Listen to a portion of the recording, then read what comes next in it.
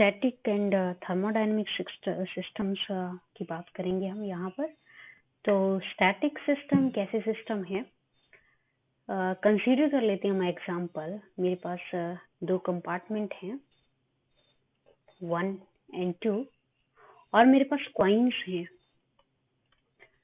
10 coins मान लीजिए। तो जब मैंने 10 कॉइन्स को थ्रो किया, थ्रो किया, तो मेरे पास जो ट्रायल करने के बाद जो इवेंट मुझे मिला, तो हो सकता है यहाँ पर आपके जो नंबर है वो नंबर आपका 4 जाए और यहाँ पर 6 नंबर हो, नंबर ऑफ पार्टिकल्स या फिर नंबर ऑफ कॉइन्स। यहाँ 4 है, यहाँ 6 है। सो ऐसा सिस्टम, कॉइन्स ले लीजिए या फिर डाइस। सो ऐसा सिस्टम जो थ्रो करने के बाद, जिसका ट्रायल करने के बाद हमें जो इवेंट मिल रहा है, वो इवेंट कैसा रहेगा? स्टैटिक रहेगा, स्थिर रहेगा। ओके। और कब तक रहेगा? जब तक हम उसको एक्सटर्नल एजेंसी अप्लाई ना करें। जब तक एक्सटर्नल एजेंसी मीन्स एक्सटर्नल कोई हम बाहर से कोई फोर्स ना अप्लाई कर दे। कि बाहर से फोर्स अप्लाई करने का मीनिंग ये होगा कि हमने यहाँ से कॉइन उठाया और यहाँ रख दिया, that is your external force. तो जब तक एक्सटर्नल फोर्स नहीं लगाई जाएगी तो ये सिस्टम क्या है, ऐसे का ऐसा ही होगा। At a time t is equal to 0 पर भी ऐसा ही होगा, और एट एनी टाइम t आप 3 घंटे के बाद देखिए, 3 दिन के बाद देखिए, 3 डेज के बाद ये ऐसा ही होगा, 3 आवर्स के बाद देखो ये भी ऐसा ही होगा, आफ्टर 3 years देखो ये ऐसा ही होगा। तो आप चाहे जितने दिन इसको देखेंगे, जितने दिनों के बाद देखेंगे, ये सिस्टम वैसे का वैसा ही होगा। That is your static system first. Now second is dynamic system. So क्योंकि स्टैटिक सिस्टम अगर ज्यों का त्यों पड़ा है तो उससे हमें कोई ज्यादा इंटरेस्ट नहीं है, हम चलते हैं डायनामिक सिस्टम की तरफ।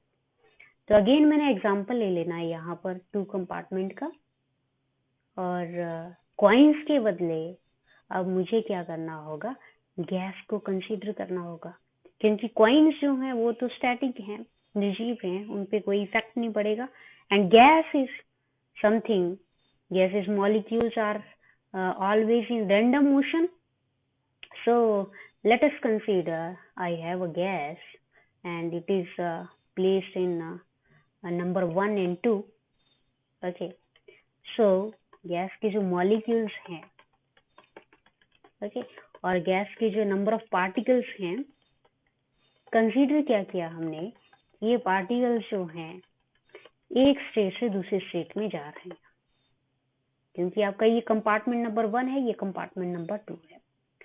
तो क्या होगा जब यहाँ से देखिए, क्योंकि हम यहाँ से ऐसे कैलकुलेट करते हैं compartment 1, compartment 2, micro and macro. So if I have n particles, और मान लीजिए r पार्टिकल्स आपके यहाँ है और n माइनस r जो है सेकेंड कंपार्टमेंट में है।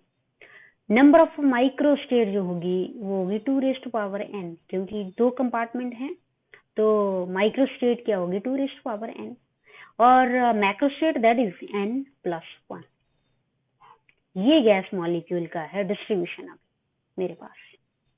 तो होगा क्या यहाँ पर, क्योंकि सिस्टम कैसा है, डायनामिक। डायनामिक का मतलब है कि मूवमेंट है, मॉलिक्यूल्स जो हैं वो मूव कर रहे हैं इधर से इधर, इधर से इधर। इधर से इधर मूव करने का मतलब ये हुआ कि number of particles that are in state 2, that are in compartment 2, they have or they can be moved to first compartment. They can move from second compartment to first compartment. इसका मतलब ये हुआ कि number of particles that was in state 2 goes into state 1, then their thermodynamic probability and number of microstate will change, because अगर consider करूं मैं, यहाँ पर आपके पार्टिकल्स 30 थे और यहाँ पर 50 थे, सो n इज 80 पार्टिकल्स का डिस्ट्रीब्यूशन 30 और 50 का था। अब यहाँ से मान लीजिए 20 चले गए, यहाँ 20 पार्टिकल्स यहाँ चले गए, तो यहाँ 20 लेस हो जाएगा, तो यहाँ 30 रहेंगे और यहाँ कितने हो जाएंगे, दैट इज 50। ओके, 50 माइनस 30 करा आपने और यहाँ पे क्या कर दिया, ऐड कर दिया 30 प्लस 20 चले गए, यहाँ से 20 है ना, तो 20 यहाँ ऐड कर दिए। मीन्स एक x नंबर यहाँ से क्या हो रहा है, डिक्रीज हो रहा है, और ये x नंबर क्या है, यहाँ पर जाके ऐड हो रहा है। ओके, जो नंबर यहाँ से कम हुआ वो यहाँ जाके क्या हुआ, ऐड अप हुआ। That means number of microstate of first compartment and number of microstate of the second compartment and number of macrostate also changes. So thermodynamically dynamic system एक ऐसा सिस्टम होगा जहां पर पार्टिकल्स का मूवमेंट एक दूसरे compartment में पॉसिबल है। यहाँ पर क्या था, यहाँ पर स्टैटिक था, यहाँ पर जो पार्टिकल्स थे वो क्या थे, स्टैटिक थे, नहीं जा सकते। बट यहाँ क्या है, गैस मॉलिक्यूल्स हैं, एक दूसरे कंपार्टमेंट में जा सकते हैं, एक माइक्रोस्टेट से दूसरी माइक्रोस्टेट में जा सकते हैं। ओके, अब ये वाला माइक्रोस्टेट आया था, मान लीजिए अब यहाँ पे माइक्रोस्टेट 50 और 30 का आया। Then after that let us consider again this number is decrease by 10, so this will be 20 and this is 60. Again let us consider it is 10, then it will be 70.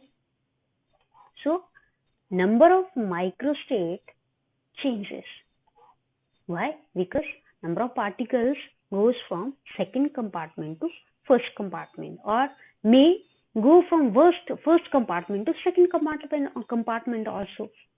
So ये number जो है ये same हम apply कर सकते हैं in either case, that if we have in compartment C1, C2, if we have a number of particles here 50 and here is 30, then number of particles may go from here to here.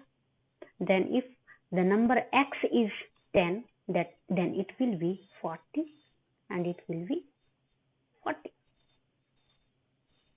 Okay, that x number is 10. Again maybe minus 5, then here will be plus 5, then it will be 45 and it is 35. So जितना number यहाँ से decrease हो रहा है उतना ही number यहाँ क्या होगा, एड अप होगा। जितना ऐड यहाँ हो रहा है उतना क्या होगा, सब्ट्रैक्शन होगा। जितना सब्ट्रैक्शन यहाँ हो रहा है उतना ही एडिशन यहाँ होगा। That means a dynamic system is a system which change their position, okay, change their position and by their own, अपने आप में भी कर रहा है ये, और जब हम एक्सटर्नल एजेंसी अप्लाई कर देंगे तब तो ये करेगा ही। ओके, अब बाहर से एक्सटर्नल एजेंसी अप्लाई करने का मीनिंग क्या है कि मैंने यहाँ पर एक्स्ट्रा एटम्स रख दिए या फिर यहाँ से एटम्स उठा के यहाँ रख दिए, ठीक है, तब भी क्या करेगा, ये चेंज करेगा। Means they randomly move from first state to second state, first microstate to second microstate. Okay, so these type of systems are called dynamic system.